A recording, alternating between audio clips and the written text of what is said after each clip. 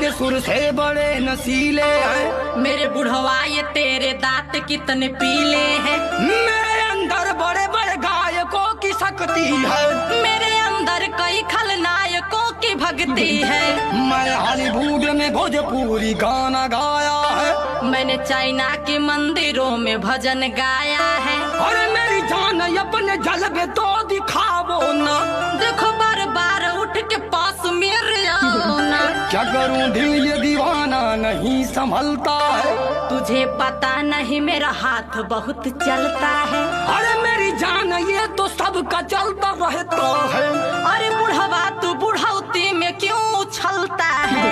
तेरे लिए जान मेरे दिल की खोली खाली है। तेरे लिए मुंह में मेरे अच्छी अच्छी गाली है। अरे मेरी जान